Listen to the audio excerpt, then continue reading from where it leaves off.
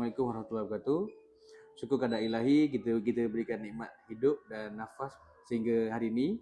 Kita akan teruskan kita punya sembang santai. Itu slot Jejak Iman, menyusuri Rejab, Syakban hingga ke Ramadan.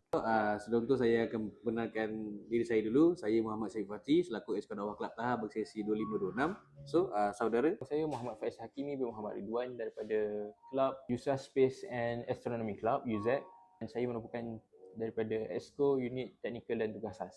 apa khabar saudara, sihat? Alhamdulillah sihat. Alhamdulillah. Iaitu soalan pertama, dalam bulan Rejab ni, apa satu perkara yang paling membuat hati kita rasa jauh dengan Allah? Adakah kita lebih nyaman menenangkan diri dengan alasan atau menenangkan hati dengan istighfar? Banyak. Kadang-kadang soalan macam ni memang ada kadang. So saudara, boleh jawab? Bismillahirrahmanirrahim. Menjawab persoalan daripada Saudara Syafiq sebentar tadi. Okay. Dalam bulan Rejab ni, insyaAllah, dah satu perkara yang di mana apabila seorang itu membuatkan hatinya terasa jauh, iaitu adalah yang pertama, apabila seorang itu melakukan dosa tanpa ia merasakan dirinya ia bersalah. Yang kedua ialah apabila seorang itu melakukan taubat itu ia tidak rindu untuk melakukan ia kembali. Dan seorang manusia ini sering memujuk dirinya bahawa ia menggunakan alasan duniawi sebagai untuk menenangkan hati. Malah sungguhnya istighfar itu adalah sebenar-benarnya untuk menenangkan hati seorang manusia tersebut. Okay, saya bawakan di sini adalah dalil ayat Al-Quran Surah Ar-Ra'd ayat ke-28. Bermaksud ketahuilah bahawa mengingati Allah itulah membuatkan hati seorang itu tenang. Selitkan di sini bahawa peristiwa Isra' dan Mi'raj ini bukan sahaja mengajar kita bahawa kedudukan manusia di sisi Allah itu bukan diukur sejauh mana langkah ia berjalan, hati di mana seorang itu terhubung dengan ilahi. Apabila hati ini lalai daripada mengingati Allah, maka itu menunjukkan bahawa jarak di antara kita dengan pencipta kita. Jadi berbanyaklah kita bertaubat kepada Allah dan mengingati Allah dengan beristighfar kepadanya, insya-Allah. Oh, bagus. Okay, saudara Faiz, terima kasih. Soalan yang terakhir, soalan kedua. Ready? Okay. Ready.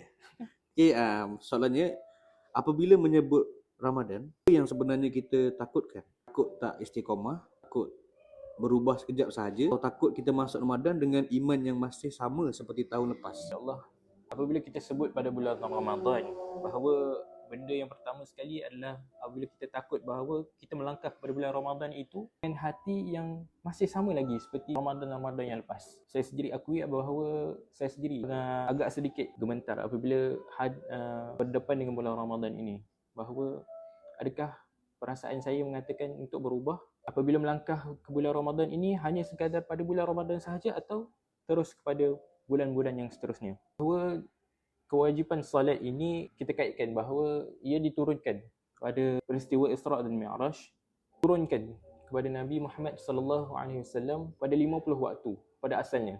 Dan apabila Nabi ulang-alik turun berjumpa dengan kepada Allah, maka solat itu berubah kepada menjadi 50 menjadi kepada 5 saja perlu kita solat. Tapi bahkan sungguh berat bagi manusia seperti kita.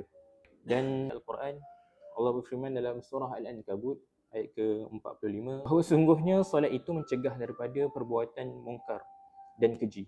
Dan saya memetik bahawa sabda Nabi SAW, apabila amalan yang paling dicintai Allah sebuah amalan yang berterusan. Di sini mengingatkan kita bahawa iman tidak dinilai apabila kita membuat semangat yang bermusim, tapi dengan bagaimana kesinambungan amalan tersebut. Walaupun kita bermula dengan langkah yang kecil tapi berterusan, itu lebih bagus daripada langkah yang besar tapi tidak berterusan, insya-Allah.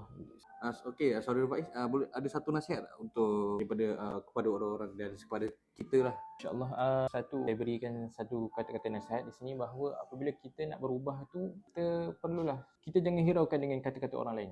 Apabila kita nak berubah itu, teruslah berubah. Walaupun ia mengambil langkah yang sekecil sekelumit pun. Okay. Daripada kita melakukan kata kita nak berubah tapi orang kata tak payah kau cakap hari ni cakap dia nak berubah, esok tak berubah pun. Hiraukan. Teruskan dengan apa yang kita impikan, insya-Allah ia akan menjadi penyemangat kepada diri kita untuk berubah, untuk kita melangkah kepada bulan Ramadan ini, insya-Allah. Okay, kita mendengar penasihat daripada saudara Faiz. Okay, saya rasa saja untuk slot Jejak Iman menyusuri Rejab, Syakban dan hingga ke Ramadan pada kali ini. So kalau nak tahu saya menjemput pelajar ataupun mahasiswa yang lain untuk video seterusnya, tunggu.